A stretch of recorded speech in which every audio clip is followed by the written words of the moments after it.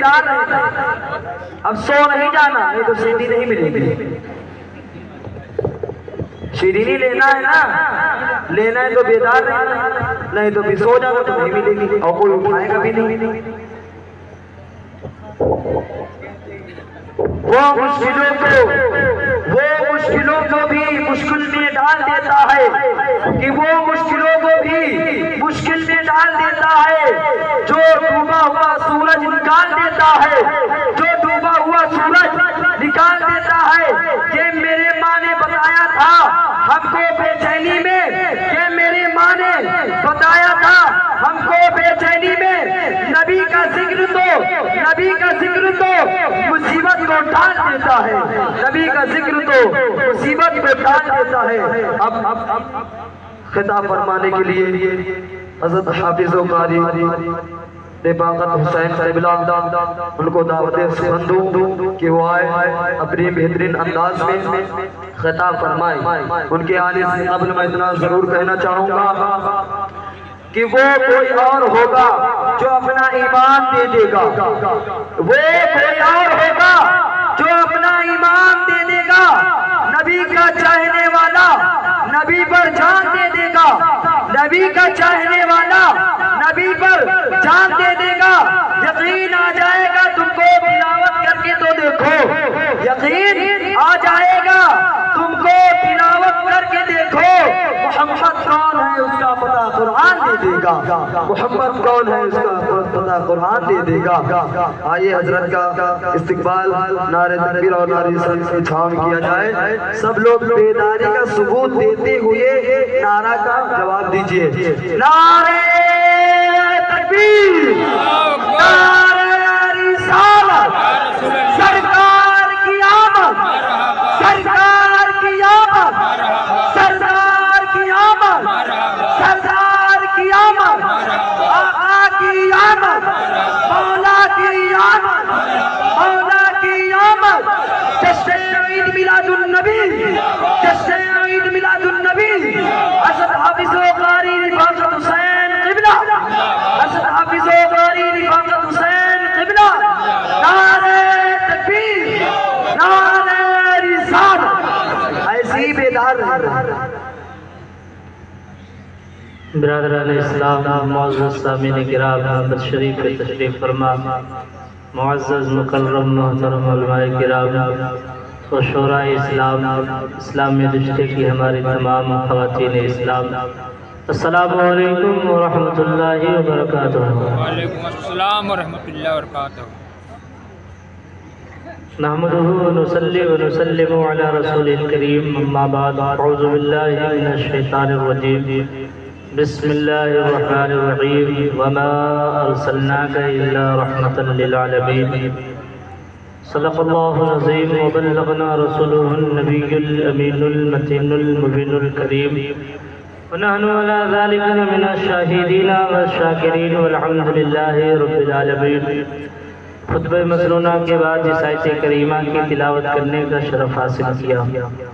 آئیے اس پر گفتگو کرنے سے پہلے ہم تمامی حضرات مل کر آقا انعامدار، مدینے کے تاجدار، ہم غریبوں کے غمگسار نائب پروردگار، لمبے لمبے ہاتھوں سے بھیک دینے والے داتا آقا و مولا جناب محمد رسول اللہ صلی اللہ تعالیٰ علیہ وسلم کی بارگاہ بے کس پناہ میں عقیدت و محبت کے ساتھ درود شریف کی ڈالی نچھاور کر لے۔ پڑھیے بآواز بلند، اللہم صلی علی سیدنا شفیعنا حبیبنا نبی صلی اللہ علیہ وسلم، صلاۃ و سلاما علیک یا رسول اللہ صلی اللہ تعالیٰ علیہ وسلم۔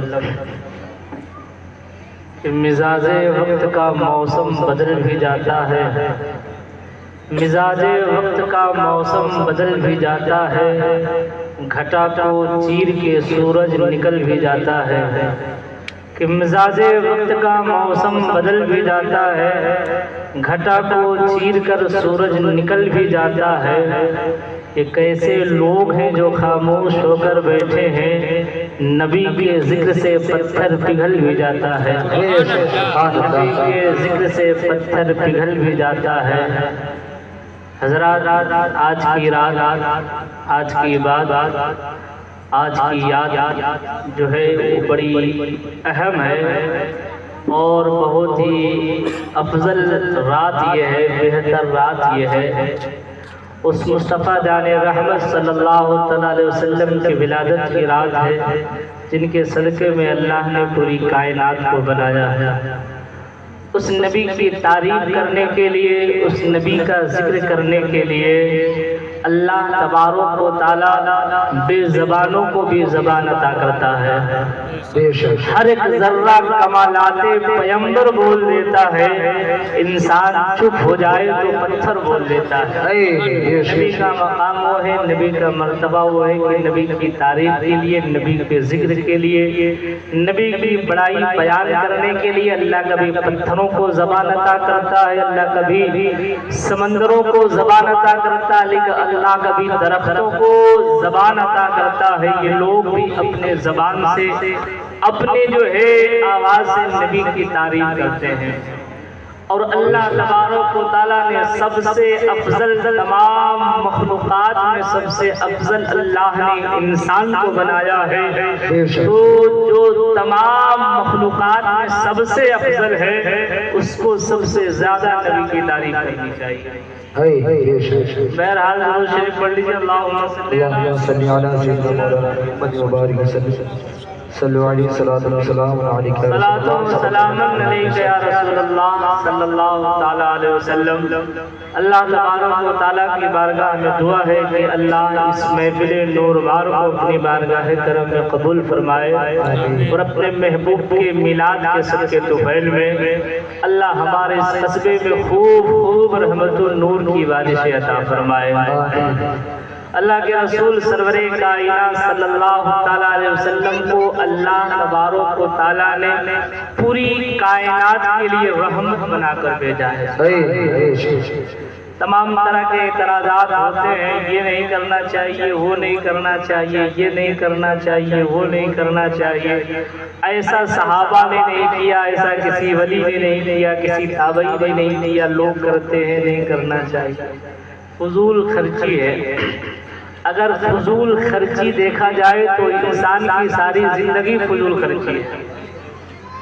1000 روپے کے موبائل سے انسان کا کام چل سکتا ہے، اس کے باوجود انسان 10,000 کی موبائل چلا رہا ہے، فضول خرچی ہے۔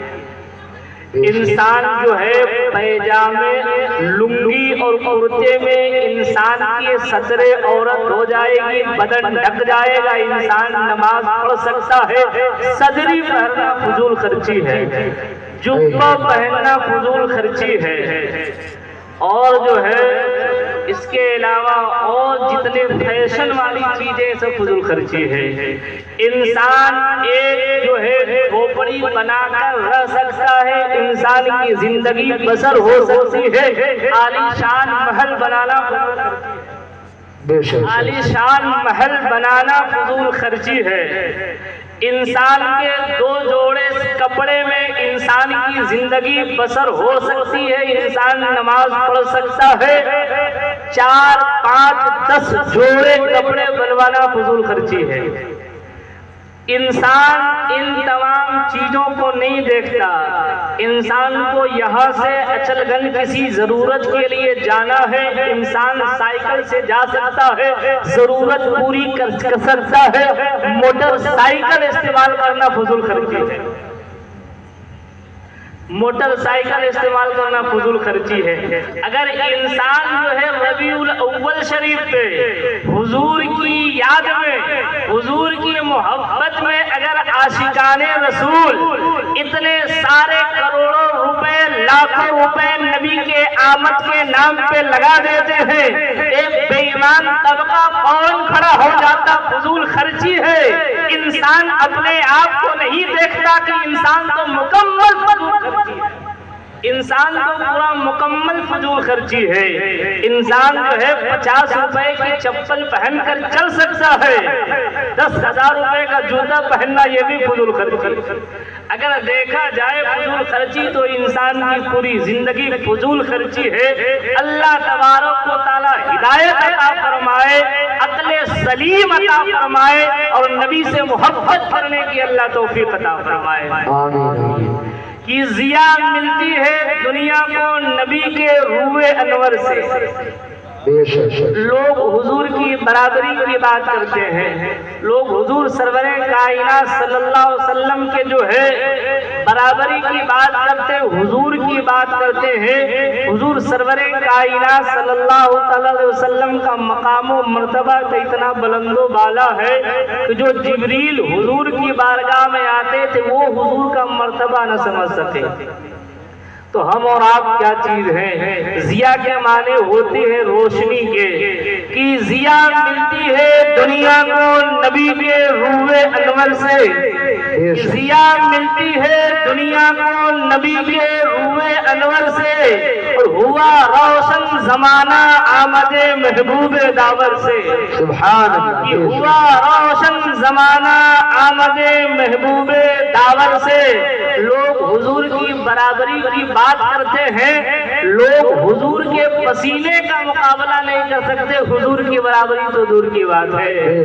کہ ہوا روشن زمانہ آمد محبوب داور سے، اور صحابہ جان جاتے تھے ادھر سے آپ گزرے ہیں، صحابہ جان جاتے تھے ادھر سے آپ گزرے ہیں۔ عجب خوشبو نکلتی تھی نبی کے جسم اطہر سے، عجب خوشبو نکلتی تھی نبی کے جسم اطہر سے، اور حقارت سے غریبوں کو نہ دیکھو اے امیرو تم، کہ حقارت سے غریبوں کو نہ دیکھو اے امیرو تم، ارے ہم نے غریبی پائی ہے رسول اللہ کے گھرانے سے، سبحان اللہ۔ ہم نے غریبی پائی ہے رسول اللہ کے گھرانے سے۔ غریبوں کو حقارت سے نہ دیکھو اے امیرو تم، غریبی ہم نے پائی ہے رسول اللہ کے گھرانے سے۔ حضور سرور کائنات صلی اللہ تعالیٰ علیہ وسلم کی ذات ہے۔ حضور مکے کی سرزمین پہ حضرت آمنہ کے گھر میں پیدا ہوئے ہیں، اور پیدا ہونے کے بعد جب حضور نے نبوت کا اعلان کیا ہے، لوگوں اللہ نے مجھے نبی بنا کر بھیجا ہے، اللہ تبارک و تعالیٰ نے مجھے پیغمبر بنایا ہے، اللہ نے مجھے رسول بنا کر بھیجا ہے، سب لوگ کلمہ پڑھ لو، مذہب اسلام کو قبول کر لو، مسلمان ہو جاؤ، اللہ ایک ہے اس کی عبادت کیا کرو۔ کفار و مشرکین کھڑے ہو گئے۔ کہیں ایسا بھی ہوتا ہے ارے مکے میں اتنے بڑے بڑے سردار ہیں، مکے میں اتنے بڑے بڑے رئیس ہیں، اللہ کو نبی پیدا کرنا تھا تو کسی سردار کے گھر میں نبی پیدا کر دیتا، کسی سرمایہ دار کے گھر میں نبی پیدا کر دیتا۔ اللہ نے ایسے گھر میں نبی پیدا کیا ہے جس کے لیے رہنے کے لیے مکان نہیں اور کھانے کے لیے کھانا نہیں، جو سوتا کھجوروں کی چھال پہ ہے، جو لگاتا کچی اینٹ کی تکیا ہے، جو اپنے پیٹ پر تین جو ہے اپنے پیٹ پر پتھر مانتا ہے، جس کے گھر میں 2 مہینے تک آگ جلنے کی نوبت نہیں آتی ہے، اپنے آپ کو نبی ہونے کا دعویٰ کرتا ہے، اپنے آپ کو رسول ہونے کا دعویٰ کرتا ہے۔ ایسا کیسے ہو سکتا ہے کہ انسان نبی ہونے کا دعویٰ کرے، صحیح سے کھانا بھی میسر نہ ہو سکے، انسان اپنے آپ کو نبی کا ہونے کا دعویٰ کرے، صحیح سے مکان بھی انسان کے پاس رہنے کے لیے نہیں ہے، انسان اپنے آپ کو نبی ہونے کا دعویٰ کرے، سونے کے لیے بستر بھی صحیح سے موجود نہ ہو۔ جب مکے کے کفار و مشرکین نے تانا دیا ہے، یہ تاریخ بتا رہی ہے، حضرت اماں عائشہ صدیقہ فرماتی ہے میرے آقا اپنے حجرے اقدس میں تشریف فرما ہے، اپنے پیٹ پر پتھر باندھے ہوئے ہیں، اور باندھنے کے بعد اپنے سر کو سجدے میں رکھے ہوئے ہیں، رب کی بارگاہ میں التجا کرتے مولا کل میدان محشر میں مجھے غریبوں کے ساتھ رکھنا، مولا کل میدان محشر میں مجھے مسکینوں کے ساتھ رکھنا، مولا بے سہاروں کے ساتھ رکھنا،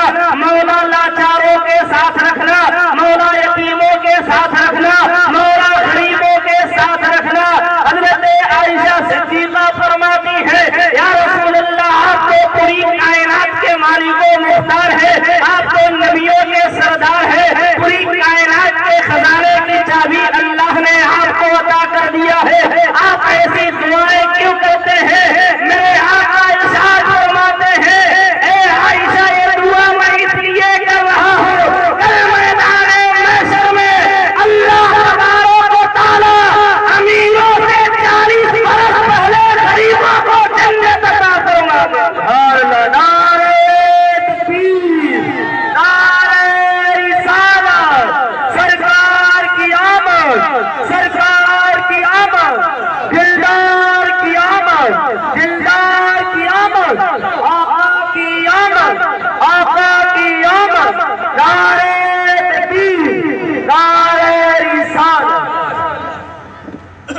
اللہ تبارک و تعالیٰ کل میدان محشر میں امیروں سے 40 برس پہلے غریبوں کو جنت عطا فرما دے گا۔ حضور سرور کائنات صلی اللہ علیہ وسلم خود ارشاد فرماتے ہیں اسلام پھیلا ہے غریبوں میں، اسلام رہے گا غریبوں میں، جنت کی خوشخبری ہو غریبوں کے لیے، جنت کی خوشخبری ہو غریبوں کے لیے۔ حضور سرور کائنات صلی اللہ علیہ وسلم کا فرمان ہے کہ غریبوں کو حقارت سے نہ دیکھو اے امیرو، تم غریبی ہم نے پائی ہے رسول اللہ کے گھرانے سے۔ حضور سرور کائنات صلی اللہ علیہ وسلم جو پوری کائنات کے مالک و مختار تھے، مگر حضور نے غریبوں جیسی زندگی بسر کی ہے، غریبوں جیسی حضور نے زندگی گزاری ہے تاکہ میری امت کو غربت والی زندگی گزارنا پڑے، تو میری امت کمتری کا شکار نہ بنے، بلکہ میری حیات زندگی کو دیکھ لیا کرے کہ میرے مصطفیٰ نے بھی غربت والی زندگی گزاری ہے، ہم بھی گزار رہے ہیں غربت والی زندگی گزارنا میرے نبی کی سنت ہے۔ حضور سرور کائنات صلی اللہ علیہ وسلم کو اللہ تبارک و تعالیٰ نے پوری کائنات کے لیے رحمت بنا کر بھیجا ہے۔ میرے آقا پوری کائنات کے لیے رحمت بن کر دنیا میں تشریف لائے ہیں، اور ایسے رحمت بن کر آئے ہیں کہ اللہ تبارک و تعالیٰ قرآن عظیم میں ارشاد فرماتا قل بفضل اللہ وبرحمتہ فبذالک فلیفرحوا، یعنی لوگ جو ہے وہ میلاد کا جشن عید میلاد النبی کا ثبوت مانگتے ہیں، قرآن و حدیث سے ثبوت دیجئے کیا صحابہ نے منایا ہے؟ قرآن کا را قل بفضل اللہ وبرحمتہ فبذالک فلیفرحوا، اے محبوب آپ فرما دیجئے کہ اگر انہیں اللہ کا فضل ملے اور رحمت ملے تو خوشی ظاہر کرے، سبحان اللہ، خوشی منائے۔ اللہ کا فضل ملے، اللہ کی جو ہے رحمت ملے تو خوشی منائے۔ اے مسلمانوں بتاؤ پوری کائنات میں حضور سے بڑا رحمت کوئی نہیں ہے، اتنے بڑے رحمت ہیں کہ اللہ فرماتا وما ارسلناک الا رحمتا للعالمین، اے محبوب ہم نے آپ کو پوری کائنات کے لیے رحمت بنا کر بھیجا ہے۔ اب مورخین فرماتے حضور سرور کائنات صلی اللہ علیہ وسلم جب اپنے باپ کے صلب سے ہو کر شکم مادر میں تشریف لے آئے، حضرت آمینہ کے پیٹ میں تشریف لے آئے، اب جو ہے یہ دنیا کا قانون ہے، جب بچہ پیٹ کے اندر آتا ہے تو پہلے 50 گرام کا ہوتا، پھر 100 گرام کا ہوتا، پھر آدھا کلو کا ہوتا، پھر 1 کلو کا ہوتا، پھر 2 کلو کا ہوتا، پھر 3 کلو کا ہوتا، 4 کلو کا، 4.5 5 کلو تک ہوتا ہے جب پیدا ہوتا ہے دنیا میں۔ اب جب بچہ پیٹ کے اندر ہوتا ہے تو عورت کو حاملہ کہا جاتا ہے، یعنی بوجھ اٹھانے والی، بوجھ اٹھانے والی۔ اور دنیاوی اعتبار سے جیسے بچے کا وزن پیٹ کے اندر بڑھتا ہے ماں کی تکلیف بڑھ جاتی ہے، ماں کی تکلیف بڑھ جاتی ہے۔ اور ریسرچ کے مطابق کبھی کبھی ایسا ہوتا ہے جب بچے کی ولادت ہوتی ہے تو ماں کے جان کا خطرہ ہو جاتا ہے، کبھی ڈاکٹر جواب دے دیتا ہے میں کسی یا تو جچہ کو بچا پاؤں گا یا تو بچہ کو بچا پاؤں گا، دونوں کو بچانا بڑا مشکل کام ہو گیا ہے۔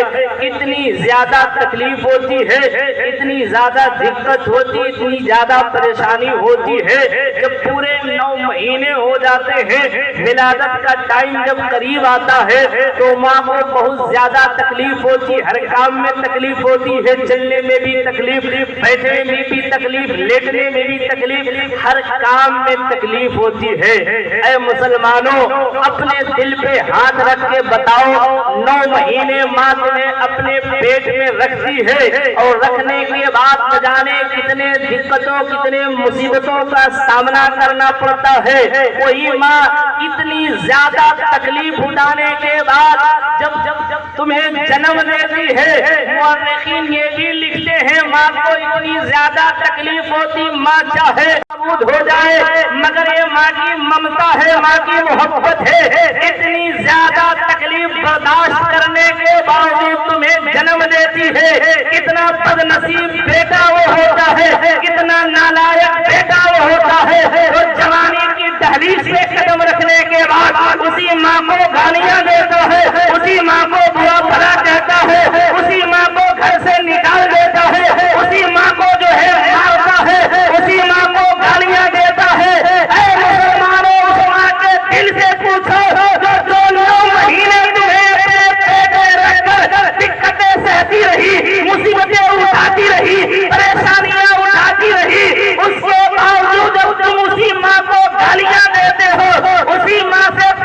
دنیا کہتے ہو تو ماں کے دل سے پوچھو ماں کے اوپر کیا گزرتی ہوگی۔ مورخین فرماتے ہیں کہ جب بچے کی ولادت ہوتی ہے ماں کو اتنی زیادہ تکلیف ہوتی، کبھی کبھی ایسا ہوتا ولادت کی وجہ سے کبھی کبھی کسی ماں کا انتقال بھی ہو جاتا ہے اور بچے کی ولادت کی وجہ سے ماں بیمار بھی پڑ جاتی ہے، طبیعت خراب بھی ہو جاتی ہے، علیل بھی ہو جاتی ہے، اتنی زیادہ دقت ہوتی ہے۔ اے مسلمانوں، جشن عید میلاد النبی منانے کا مقصد، منانے کا سبب یہی ہے کہ ہمارا پیدا ہونا اور ہے، مصطفیٰ کا پیدا ہونا اور ہے۔ سبحان اللہ۔ ہمارا پیدا ہونا اور ہے، مصطفیٰ کا پیدا ہونا اور ہے۔ حضرت آمنہ فرماتی ہے پورے 9 مہینے ہو گئے مجھے خبر احساس تک نہیں ہوا کہ میرے پیٹ میں بچہ ہے کہ نہیں۔ سبحان اللہ۔ آمنہ فرماتی پورے 9 مہینے ہو گئے مجھے احساس تک نہ ہوا کہ میرے پیٹ میں کوئی بچہ ہے کہ نہیں ہے، احساس بھی نہیں ہوا، کوئی تکلیف بھی نہیں ہوئی، کوئی دقت بھی نہیں ہوئی، کوئی مصیبت بھی نہیں ہوئی، کوئی پریشانی بھی نہیں آئی۔ اب مورخین تاریخ نقطہ بیان کرتے ہیں یہ جو ہے فطرتاً یہ عموماً ہوتا ہے جب بیٹے کی ولادت ہوتی ہے تو ماں کو تکلیف ہوتی ہے۔ مصطفیٰ جان رحمت کی ولادت ہو رہی ہے، میرے آقا دنیا میں تشریف لا رہے ہیں، آمنہ کو پتہ تک نہیں چلا کہ 9 مہینے پورے ہو گئے، آج میرے بیٹے کی ولادت ہونے والی ہے۔ مورخین نقطہ بیان کرتے ہیں اللہ نے اپنے محبوب کو اس شان سے دنیا میں بھیجا ہے، میرے آقا پوری کائنات کے لیے رحمت ہے، جہاں پہ پوری کائنات کے لیے رحمت ہے وہیں پہ آمنہ کے لیے بھی رحمت ہے۔ اگر تکلیف ہوتی، دقت ہوتی تو میرے مصطفیٰ جو ہے رحمت ہے، اور جب رحمت آتی ہے تو زحمت لے کر نہیں آتی ہے بلکہ رحمت لے کر آتی ہے۔ میرے مصطفیٰ پیٹ کے اندر ہے تب بھی رحمت ہے، باہر ہے۔ نعرہ تکبیر، نعرہ رسالت، نعرہ رسالت، مسلک اعلیٰ حضرت، مسلک اعلیٰ حضرت، علماء اہل سنت، علماء اہل سنت، سرکار کی آمد نے اپنے محبوب کو بھیجا اس شان سے ہے کہ حضرت آمنہ کے لیے بھی مصطفیٰ رحمت ہے، کوئی تکلیف نہیں ہو رہی ہے اس لیے کہ اللہ کی رحمت آ رہی ہے۔ سبحان اللہ، اللہ کی رحمت آ رہی ہے، اللہ کا محبوب دنیا میں تشریف لا رہا ہے، اس لیے نہ کوئی دقت ہے، نہ کوئی پریشانی ہے، نہ کوئی تکلیف ہے، بلکہ حضور جب پیدا ہو گئے تو حضرت آمنہ فرماتی ہے وقد خرج بها نور ادار منه قصور الشام۔ حضرت آمنہ فرماتی ہے کہ میں نے اپنے پیٹ سے کوئی بچہ نہیں جنا ہے، میں نے اپنے پیٹ سے کوئی بچہ نہیں پیدا کیا ہے، بلکہ میرے پیٹ سے ایک ایسا نور نکلا ہے جس کی روشنی میں میں نے ملک شام کے محلات کو دیکھ لیا، میں نے ملک شام کے محلات کو دیکھ لیا ہے، روشنی نکلی ہے۔ اللہ تبارک و تعالیٰ ارشاد فرماتا قد جاءکم من اللہ نور، میں نے تمہارے پاس بھیجا ایک نور۔ حضور سرور کائنات صلی اللہ علیہ وسلم ارشاد فرماتے اول ما خلق اللہ نوری، اللہ نے سب سے پہلے میرے نور کو پیدا فرمایا۔ اللہ تبارک و تعالیٰ فرماتا میں نے بھیجا نور ہے، حضور فرماتے ہیں اللہ نے سب سے پہلے میرے نور کو پیدا فرمایا ہے۔ حضرت آمنہ فرماتی میں نے کوئی بچہ نہیں پیدا کیا بلکہ میرے جسم سے، میرے پیٹ سے یہ جو نور نکلا جس کی اتنی زیادہ روشنی ہوئی، میں نے ملک شام کے محلات کو بھی دیکھ لیے، وہاں کے گھوڑوں اونٹوں کو بھی دیکھ لیا، اونٹوں کے اوپر جو کجارے بنے تھے میں نے اس کو بھی دیکھ لیا۔ سوال یہ پیدا ہوتا ہے جب اللہ نے بھیجا بھی نور ہے اور مصطفیٰ نور ہے اور مصطفیٰ نور ہے، اور حضرت آمنہ فرماتی میں نے اسی نور کو جنم دیا ہے تو جب اللہ نے بھیجا بھی نور ہے، مصطفیٰ فرماتے میں نور ہوں، اور حضرت آمنہ فرماتی اسی نور کو میں نے جنم دیا، اسی نور کو میں نے پایا ہے۔ تو میرے مصطفیٰ انسان کب بن گئے؟ میرے مصطفیٰ آدمی کب بن گئے؟ جب اللہ نے نور بھیجا ہے، مصطفیٰ فرماتے میں نور ہوں، آمنہ فرماتی میں نے نور پایا ہے، تو میرے مصطفیٰ انسان کب بنے؟ میرے مصطفیٰ بشر کب بنے؟ میرے مصطفیٰ آدمی کب بنے؟ آئیے تاریخ کی روشنی میں دیکھیے، حضور سرور کائنات صلی اللہ علیہ وسلم کی ولادت ہو گئی۔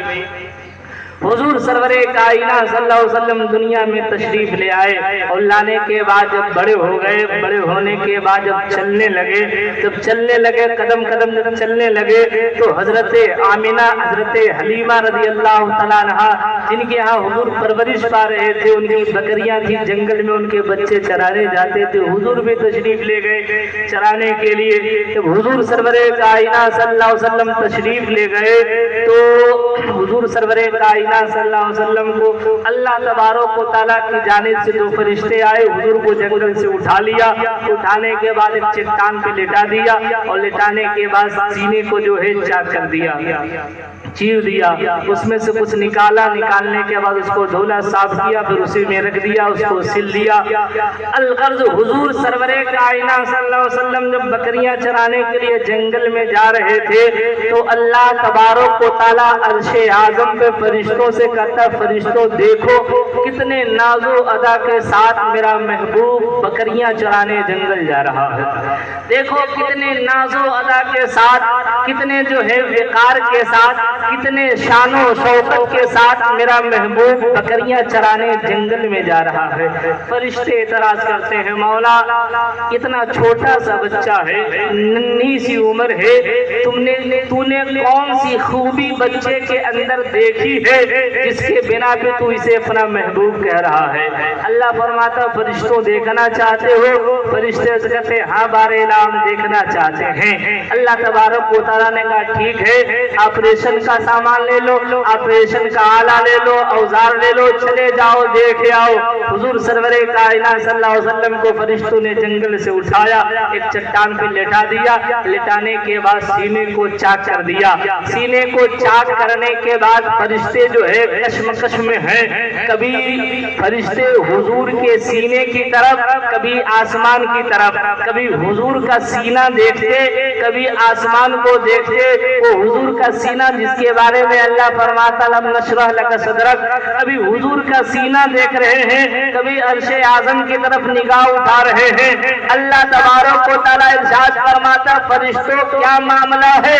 بڑے حیران معلوم ہو رہے ہو، کیا معاملہ ہے؟ فرشتے کہتے بار الہ معاملہ سمجھ میں نہیں آتا ہے۔ اللہ فرماتا کیا بات ہے؟ فرشتے عرض کرتے بار الہ معاملہ سمجھ میں نہیں آتا ہے۔ عرش اعظم کی بلندی پر بیٹھ کر، عرش اعظم کے اوپر جو ہے سدرہ کی بلندی پر بیٹھ کر، آسمانوں کے اوپر رہ کر، عرش اعظم کے اوپر تو روزانہ تیرے نور کی تجلی ہم لوگ دیکھا کرتے ہیں، تیرے نور کا جلوہ دیکھا کرتے ہیں۔ مولا وہی نور اس بچے کے سینے کے اندر دیکھ رہے ہیں۔ پروردگار عالم ارشاد فرماتا ہے، رب کی مشیت جھوم جاتی ہے، اللہ ارشاد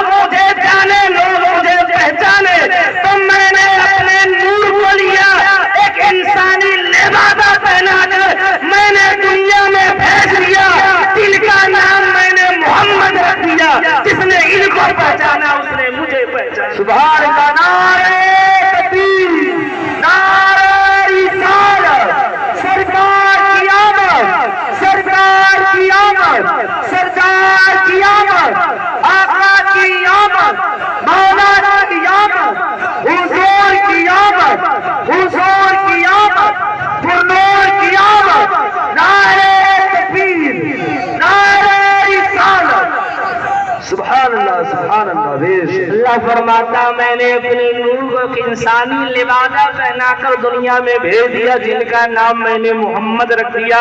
جس نے ان کو پہچانا اسے مجھے پہچان لیا، جس نے ان کو مانا اس نے مجھے مان لیا، جس نے ان کو تکلیف دیا اس نے مجھے تکلیف دیا، جس نے ان سے دشمنی رکھی اس نے مجھ سے دشمنی رکھی۔ بریلی کے تاجدار ارشاد فرماتے ہیں بخدا خدا کا یہی ہے در، نہیں کوئی اور مکر مکر، جو وہاں سے ہو یہی آگے ہو، اور جو یہاں نہیں تو وہاں نہیں۔ فرماتے ہیں بخدا خدا کا یہی ہے در، نہیں کوئی اور مکر مکر، جو وہاں سے ہو یہی آگے ہو، اور جو یہاں نہیں تو وہاں نہیں۔ سرور کائنات صلی اللہ علیہ وسلم کی تخلیق اللہ تبارک و تعالیٰ نے اس طرح سے فرمائی ہے کہ اللہ کو کوئی جانتا نہیں تھا، اللہ نے جب چاہا کہ لوگ مجھے جانے تو اللہ نے اپنے محبوب کو دنیا میں بھیج دیا۔ حضور سرور کائنات صلی اللہ علیہ وسلم کی آمد ہوئی ہے، حضور سرور کائنات صلی اللہ علیہ وسلم کو اللہ نے دنیا میں بھیجا ہے۔ حضور جب دنیا میں تشریف لائے ہیں اس سے بڑی خوشی پوری دنیا میں کبھی نہیں ہوئی ہے، نہ پوری دنیا نے منایا ہے۔ سب سے بڑی خوشی کا نام ہے عید میلاد النبی، سب سے بڑی خوشی کا نام ہے عید میلاد النبی۔ حضور سرور کائنات صلی اللہ تعالیٰ علیہ وسلم دنیا میں تشریف لائے ہیں تو لوگ آگ کی پوجا کرتے تھے۔ آگ بہت طاقتور ہوتی ہے، اتنا زیادہ طاقتور ہوتی ہے، آپ انگلی ڈال دیجئے، ڈال کے نکالیں انگلی جل جائے گی، اتنا طاقتور ہوتا۔ آگ کے جھونکے میں اگر کوئی انسان آ جائے تو آگ اس کو اپنے لپیٹ میں لے لیتی ہے، آگ جلا کر اس کو راکھ کر دیتی ہے۔ اگر آگ کسی محلے میں لگ جائے پورا محلہ تباہ ہو جاتا ہے۔ لوگوں نے دیکھا دنیا میں آگ سے زیادہ طاقتور پاورفل کوئی چیز نہیں ہے، لوگوں نے آگ کی پوجا کرنا شروع کر دی۔ پوجا اسے کہتے ہیں جس کی عبادت کی جائے، لوگوں نے عبادت کرنا شروع کر دیا کہ دنیا میں سب سے زیادہ پاورفل، سب سے زیادہ طاقتور، سب سے زیادہ جو ہے پاورفل کوئی چیز ہے، اس چیز کا نام آگ ہے۔ لوگ آگ کی عبادت کرنے لگے، آگ کی پوجا کرنے لگے، مگر کبھی ایسا موسم آیا، ایسا معاملہ بنا، آسمانوں سے جو ہے بارش کے چند قطرے گرے، گرنے کے بعد آگ کے اوپر پڑے، آگ بجھ گئی، آگ کا نام و نشان ختم ہو گیا۔ لوگوں نے دیکھا اتنی زیادہ طاقتور چیز، اتنی پاورفل چیز، اور پانی اس کے اوپر گر گیا تو اس کو بجھا دیا۔ آگ سے زیادہ پاورفل پانی ہے، آگ سے زیادہ طاقتور چیز پانی ہے۔ لوگوں نے پانی کی عبادت کرنا شروع کر دیا، لوگوں نے پانی کی عبادت کرنا شروع کر دیا، لوگوں نے جو ہے گنگا جمنا کی عبادت کرنا شروع کر دیا، پوجا کرنا شروع کر دیا کہ دنیا میں پانی سے زیادہ پاورفل، پانی سے زیادہ طاقتور چیز دنیا میں کوئی نہیں ہے۔ پانی کی عبادت کی جائے گی، لوگ سمندروں کی عبادت کرنے لگے، گنگا جمنا کی عبادت کرنے لگے، پوجا کرنے لگے، لوگ پانی کی عبادت کرنے لگے، اس لیے کرنے لگے کہ پانی سب سے زیادہ طاقتور چیز ہے جو آگ کو بھی بجھا دیتی ہے، اور آگ پانی کی لہر جس طرح چل جائے پوری بستیاں ڈوب جاتی ہیں، پوری جو ہے زمینیں زرخیز ہو جاتی ہیں، اور پانی سے زیادہ پاورفل، پانی سے زیادہ طاقتور چیز کوئی نہیں ہوتی۔ مگر جو ہے کچھ عرصہ گزرنے کے بعد جب سائنسدان دنیا میں پیدا ہوئے، سائنسدانوں نے جو ہے اس کی ریسرچ کی، تحقیق کیا کہ پانی برستا کیسے ہے۔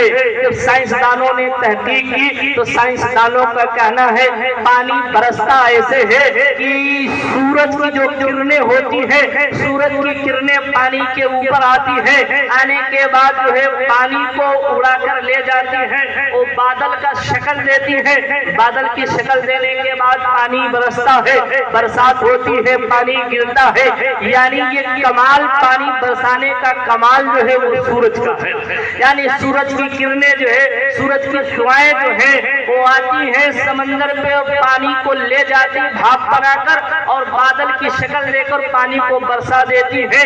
جب لوگوں نے ریسرچ کیا، لوگوں نے تحقیق کیا کہ پانی سے زیادہ پاورفل سورج ہے، پانی سے زیادہ پاورفل سورج ہے، پانی سے زیادہ طاقتور سورج ہے، اس لیے کہ سورج پانی برساتا ہے، سورج پانی گراتا ہے۔ لوگوں نے سورج کی عبادت کرنا شروع کر دیا، لوگوں نے سورج کی عبادت کرنا شروع کر دیا، لوگوں نے سورج کی پوجا کرنا شروع کر دیا، لوگ سورج کی عبادت کرتے رہے، لوگ سورج کی پوجا کرتے رہے۔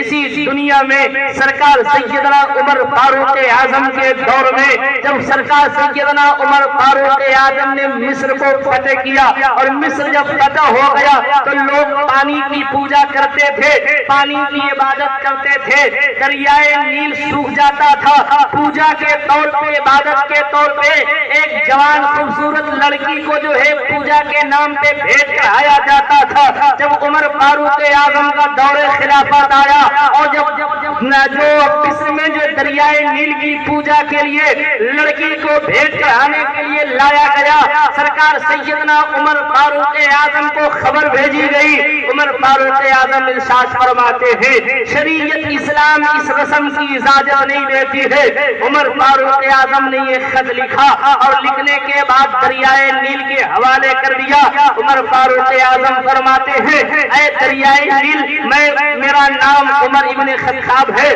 میں مسلمانوں کا امیر ہوں، مسلمانوں کا خلیفہ ہوں، میں تمہیں اجازت دیتا ہوں اگر تو اپنی مرضی سے بہتا ہے چلتا ہے تجھے سے کوئی شکایت نہیں ہے، مگر اگر تو اللہ کی مرضی سے بہتا ہے، اللہ کی مرضی سے چلتا ہے، پانی بہتا ہے تو میں تجھے اجازت دیتا ہوں کہ اللہ تبارک و تعالیٰ تجھے پھر سے جاری کر دے۔ عمر فاروق اعظم کا یہ خط دریائے نیل میں جو پڑا ہے آج تاریخ اسلام کی گواہ ہے، اس تاریخ سے لے کر آج تک دریائے نیل کا پانی کبھی سوکھا نہیں ہے، آج بھی پانی موجود ہے اس ٹائم سے لے کر آج تک۔ پتہ یہ چلا لوگ پانی کو طاقتور سمجھتے تھے، لوگ پانی کو پاورفل سمجھتے تھے، اس کے بعد لوگوں نے تحقیق کیا تو لوگوں کو پتہ یہ چلا کہ سورج زیادہ پاورفل ہے، سورج زیادہ طاقتور ہے، لوگوں نے جو ہے سورج کی عبادت کرنا شروع کر دیا۔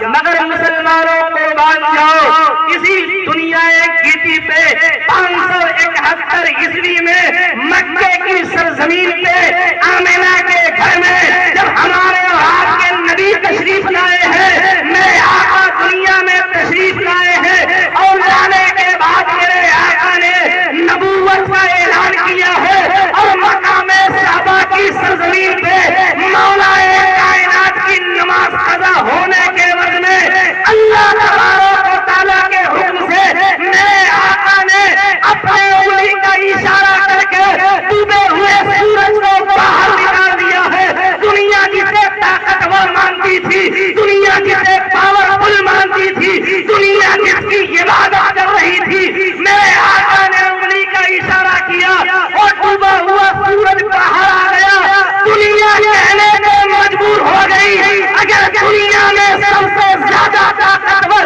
سب سے زیادہ پاورفل اگر کوئی ذات ہے تو محمد رسول اللہ۔ نعرہ تکبیر، نعرہ رسالت۔ دنیا والے کہہ رہے تھے چاند سورج جو ہے سب سے زیادہ پاورفل ہے، سب سے زیادہ طاقتور ہے، مگر اسی ڈوبے ہوئے سورج کو میرے مصطفیٰ نے انگلی کا اشارہ کر کے جب پلٹا دیا ہے، اب دنیا کہنے پہ مجبور ہو گئی اس کو طاقتور مانتی تھی، اس کو پاورفل مانتی تھی، میرے مصطفیٰ کے انگلی کے اشارے سے نکل آیا، اب دنیا کہنے لگی کہ سب سے زیادہ اگر طاقتور دنیا میں کوئی ہے، سب سے زیادہ پاورفل اگر کوئی دنیا میں ہے، وہ محمد رسول اللہ کی ذات ہے، وہ میرے آقا کی ذات ہے، وہ مصطفیٰ جان رحمت کی ذات ہے۔ بجائے ان چیزوں کی عبادت کرنے کے اب ان کی عبادت کی جائے، مصطفیٰ جان رحمت کی عبادت کی جائے، میرے آقا کی عبادت کی جائے۔ اب مورخین نقطہ بیان کرتے ہیں اے لوگوں جشن عید میلاد النبی منانا کیوں ضروری ہے؟ مصطفیٰ کے نام پہ چراغاں کرنا کیوں ضروری ہے؟ مصطفیٰ کے نام پہ جلوس نکالنا کیوں ضروری ہے؟ مصطفیٰ کے نام پہ لائٹیں لگانا کیوں ضروری ہے؟ مصطفیٰ کے نام پہ جھنڈے لگانا کیوں ضروری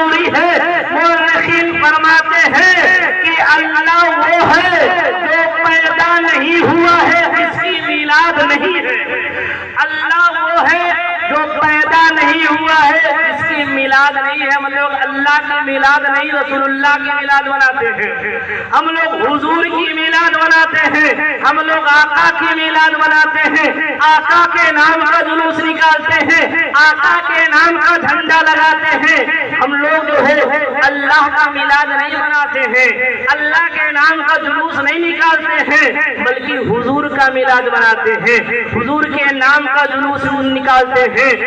مورخین فرماتے ہیں کہ میلاد منانا ضروری اس لیے ہے، میلاد کرنا ضروری اس لیے ہے، جلوس نکالنا ضروری اس لیے ہے کہ اللہ وہ ہے جو پیدا نہیں ہوا ہے، جس کی میلاد نہیں ہے، رسول اللہ وہ ہے جو پیدا ہوئے ہیں، جن کی میلاد منائی جاتی ہے۔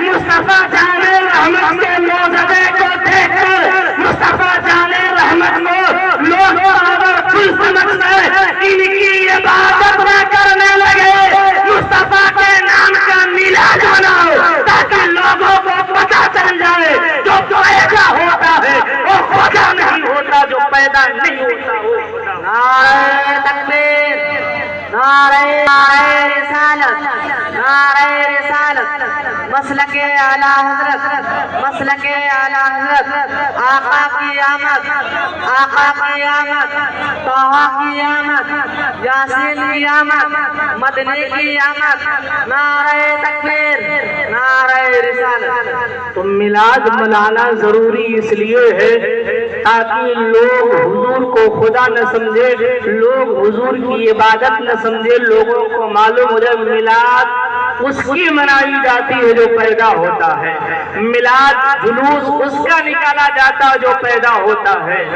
اور جو ہے حضور سرور کائنات صلی اللہ علیہ وسلم کی میلاد ہم لوگ اس لیے مناتے ہیں، میرے مصطفیٰ پیدا ہوئے ہیں، خدا نہیں ہے۔ پتہ چلا جشن عید میلاد النبی منا کر ایک بہت بڑے شرک کو ہم لوگ ختم کر دیتے ہیں، اس لیے کہ تاریخ بتا رہی ہے کہ حضرت عیسیٰ علیہ السلام کے معجزے کو دیکھ کر لوگوں نے اپنا خدا انہیں بنا لیا، ان کی عبادت کرنے لگے۔ حضرت عزیر علیہ السلام کے معجزے کو دیکھ کر لوگوں نے انہیں بھی اپنا خدا بنا لیا، ان کی عبادت کرنے لگے۔ ہم جب تک ہمارے جسم کے اندر جان رہے گا ہم مصطفیٰ کی میلاد مناتے رہیں گے، لوگوں کو بتاتے رہیں گے مصطفیٰ خدا نہیں ہے، ہم ان کی میلاد مناتے ہیں، مصطفیٰ پیدا ہوئے، خدا نہیں ہے، خدا وہ ہے جو پیدا نہیں ہوتا ہے۔ پتہ ہے جشن میلاد النبی منانا ضروری اس لیے ہے تاکہ لوگ حضور کو خدا نہ سمجھ بیٹھے، لوگ حضور کی عبادت نہ کرنے لگے، اس لیے جو ہے جلوس نکالنا، حضور کی میلاد منانا ضروری ہے۔ اور جو ہے وہ کوئی شرک و بدعت نہیں ہے، ناجائز نہیں ہے، بلکہ اللہ فرماتا جب تمہیں اللہ کا فضل ملے، اللہ کی رحمت ملے تو خوشی مناؤ۔ تو جلوس نکالنا بھی خوشی، جھنڈا لگانا بھی خوشی، چراغا کرنا بھی خوشی، تو یہ تمام چیزیں جو ہے قرآن سے ثابت ہے کہ شرک اور ناجائز کہاں سے ہو جائے گا، بلکہ قرآن و حدیث کے اصول کے موافق ہے، یہ شرک و ناجائز نہیں ہے بلکہ درست کرنا چاہیے۔ اللہ تبارک و تعالی ہم سب کو عمل کی توفیق رفیق عطا فرمائے۔ کل انشاءاللہ تعالی آپ کے ضلع کی جامع مسجد سے ٹھیک 8:30 بجے حضور سرور کائنات صلی اللہ علیہ وسلم کے نام کا جلوس پاک یعنی جلوس محمدی صلی اللہ علیہ وسلم روانہ ہوگا۔ میں تمامی عاشقان رسول سے، تمامی حضور کے چاہنے والوں سے، تمامی حضور کے ماننے والوں سے، تمامی حضور کے محبت کرنے والوں سے گزارش کر رہا ہوں وقت کا خیال رکھیں، ادب کے ساتھ جو ہے تعظیم کے ساتھ۔ محبت کے لیے 3 چیزیں ضروری ہوتی ہیں، محبت کے لیے 3 چیزیں ضروری ہوتی ہے۔ پہلی چیز ہوتی ہے ادب اور تعظیم، جسے انسان جو ہے ادب اور تعظیم نہیں ہے کہتا میں محبت کرتا ہوں تو بیکار ہے۔ پہلی چیز ادب اور تعظیم، دوسری چیز ہے پیار، دوسری چیز ہے محبت انسان کرے، یعنی انسان جو کہے اس کو مانے، انسان جو کہے اس پہ عمل کرے۔ تیسری چیز جو ہے اتباع کرنا، جو انسان کہے اس کے نقش قدم پہ چلنا، فرما برداری کرنا، اس کے باتوں کو ماننا، اس کے کے حکم کو ماننا، یہ تین چیزیں جب پائی جائے گی صحیح معنوں میں آپ کا محبت کرنا جو ہے صحیح ہوگا۔ ان تینوں چیزوں میں سے اگر کوئی ایک چیز بھی نہیں ہے تب آپ کی محبت جھوٹی ہے، آپ کا دعویٰ جھوٹا ہے۔ حضور سے محبت کے لیے ادب کا بھی خیال رکھنا چاہیے، تعظیم کی بھی خیال رکھنا چاہیے، خوب پیار کریے آپ، خوب محبت کا اظہار کریے آپ، اور حضور کی اتباع بھی کیجیے، حضور کی پیروی بھی کیجیے، صاف پاک ہو کر چلیے، اچھے کپڑے پہن کر جلوس میں شامل ہوئیے۔ ادب کا تقاضا یہ ہے کہ سر پہ ٹوپی بھی ہونی چاہیے، ادب کے ساتھ چلیے، درود و سلام پڑھتے ہوئے چلیے، اور یہ جان کر چلیے کہ ہمیں کوئی دیکھے نہ دیکھے، اس کے جلوس میں ہم چلنے وہ مصطفیٰ مجھے ضرور دیکھ رہے ہیں۔ اس لیے کہ شاعر کہتا جہاں سے پکارو وہیں سے سرکار سنتے ہیں، جہاں سے پکارو وہیں سے سرکار سنتے ہیں، سرے آئینہ سنتے ہیں، پسے دیوار سنتے ہیں، میں قربان جاؤں ان کی رحمت للعالمین پر، جتنی بار پکارو اتنی بار سنتے ہیں۔ تو میرے مصطفیٰ ہر حال میں سنتے ہیں، ہر حال میں جو سنتے ہیں، ہر حال میں دیکھتے ہیں۔ اللہ فرماتا ہے انا ارسلناک شاہدا ومبشرا ونذیرا، یعنی اللہ نے حضور کو حاضر اور ناظر بنا کر دنیا میں بھیجا ہے۔ میرے مصطفیٰ حاضر بھی ہیں، ناظر بھی ہیں، ہمیں دیکھ بھی رہے ہیں، ہمیں سن بھی رہے ہیں۔ تو ادب کا خیال ہونا چاہیے، اور تعظیم کے ساتھ جو ہے، ادب کے ساتھ جو ہے آپ جلوس پاک میں شرکت فرمائیں، کوئی بے ادبی نہیں ہونی چاہیے، اور جو ہے خلوص کے ساتھ جو ہے جلوس پاک میں شرکت فرمائیے، اور وقت کا خیال رکھیے جو ہے، اور اس حساب سے جلوس پاک میں شرکت کریے، انشاءاللہ تعالی مکمل آپ کو ثواب ملے گا، حضور کا فیضان حاصل ہوگا، حضور سرور کائنات صلی اللہ علیہ وسلم کے میلاد کا صدقہ حاصل ہوگا، اور جو ہے اپنے درینہ جو ہے راستوں سے ہوتا ہوا جلوس پاک جو ہے یہاں سے روانہ ہوگا، یہیں پہ آ کر اختتام ہوگا۔ اب تمامی حضرات سے گزارش ہے کہ بڑے سلیقے کے ساتھ، ادب کے ساتھ جو ہے جلوس پاک میں شرکت کریں، چلے جو ہے، اور لنگر کا اہتمام جو لوگ کرتے ہیں ادب کے ساتھ جو ہے لنگر نقصان نہ ہونے پائے، برباد نہ ہونے پائے، ادب کے ساتھ اسی طریقے سے لوگوں کو کھلائیں بانٹیں کہ جو ہے اس لنگر کی بھی بے ادبی نہ ہونے پائے، نقصان نہ ہونے پائے، اس لیے کہ حضور سرور کائنات صلی اللہ علیہ وسلم کے نام پہ آپ کھلا رہے ہیں، دے رہے ہیں، تو بے ادبی نہ ہونے پائے، انسان آرام سے کھائے جو ہے، اس کو ایسے طریقے سے نہ پھینکا جائے کہ وہ گر کے چھٹ جائے اور لوگوں کا پیر پڑے اور برباد ہو جائے، بلکہ اس کی حفاظت کریں۔ سرکار سیدنا عثمان غنی رضی اللہ تعالیٰ عنہ کو اللہ تبارک و تعالیٰ نے بہت دولت سے نوازا تھا، بہت دولت سے نوازا تھا۔ ایک مرتبہ ایک سائل کو حضور نے بھیج دیا، جاؤ عثمان غنی سے کہنا کہ آپ کی ضرورت پوری کر دیں گے۔ وہ شخص گیا، اور جانے کے بعد عثمان غنی سے کہنا چاہ رہا تھا کہ دیکھا عثمان غنی ایک نوکر کو اس طرح سے ڈانٹ رہے تھے جیسے اس نے بہت بڑی غلطی کر دی ہو۔ صرف اس کی غلطی یہ تھی ایک ماچس کی تیلی کو اس نے ایسے جلا کے پھینک دیا۔ عثمان غنی اس بنا پہ اس کو اتنا ڈانٹ رہے تھے، اتنا ڈانٹ رہے تھے، محسوس یہ ہو رہا تھا کہ بہت بڑی اس نے غلطی کر دی ہے۔ واپس چلے آئے، حضور فرماتے کیا ہوا تھا؟ حضور اتنے کنجوس انسان کے پاس آپ نے بھیج دیا تھا جو ایک ماچس کی تیلی پہ نوکر کو اتنا ڈانٹ رہا ہو، وہ مجھے کیا دے گا؟ میرے آقا فرماتے ہیں تم سوال کر کے تو دیکھتے۔ وہ سائل پھر گیا، اور جانے کے بعد پھر دیکھا تو دال میں نمک زیادہ ہو گئی، اس کے لیے چلا رہے تھے، ڈانٹ رہے تھے۔ دوبارہ گیا تو دیکھا کہ نوکر نے ایک لوٹا پانی پالتو میں زمین پہ گرا دیا، اس کے لیے ڈانٹ رہے تھے۔ حضور بھیجتے رہے، وہ جاتا رہا۔ جانے کے بعد جب عثمان غنی اس نے سوال کیا، عثمان غنی نے خزانے کی چابی دے دیا، جاؤ جتنے مال کی ضرورت ہو بھر لو، جب کم پڑ جائے تو دوبارہ پھر لے جانا۔ سبحان اللہ۔ وہ نوکر کہنے لگا حضور میں کچھ سمجھ نہ سکا، ماچس کی تیلی کے لیے آپ نوکر کو اتنا ڈانٹ رہے ہیں، دال میں نمک زیادہ ہو جائے تو آپ اتنا ڈانٹ رہے ہیں، پانی جو ہے پانی کی افراد ہے، ایک لوٹا پانی گر جائے تو نوکر کو اتنا ڈانٹ رہے ہیں، اور سخاوت کا عالم اتنا سارا دے دیا، اس کے باوجود فرماتے ہیں کم پڑ جائے تو اور لے جانا۔ عثمان غنی فرماتے میں یہ چاہتا ہوں ماچس کی ایک تیلی بھی اگر خرچ ہو تو اللہ کی راہ میں خرچ ہو، اور جو ہے نمک زیادہ تھوڑا خرچ ہو تو برباد نہ ہو بلکہ اللہ کی راہ میں خرچ ہو۔ یہ پانی جو ہے اسراف گرا دیا جاتا ہے، برباد ہو جاتا ہے۔ میری یہ خواہش تمنا رہتی ہے پانی بھی اگر ضائع ہو تو فالتو میں ضائع نہ ہو بلکہ اللہ اس کے رسول کے راستے میں خرچ ہو، تو پتہ چلا جس کے راستے میں جس کے لیے ہم خرچ کر رہے ہیں وہ برباد نہ ہونے پائے، لوگوں تک پہنچ جائے۔ ان تمام باتوں کا آپ حضرات خیال رکھیں گے۔ اللہ تبارک و تعالی ہم سب کو عمل کی توفیق رفیق عطا فرمائے۔ استغفر اللہ ربی من کل ذنب واتوب الیہ واخر دعوانا الحمد للہ رب العالمین۔ السلام علیکم، کھڑے ہو جائیے، سلام۔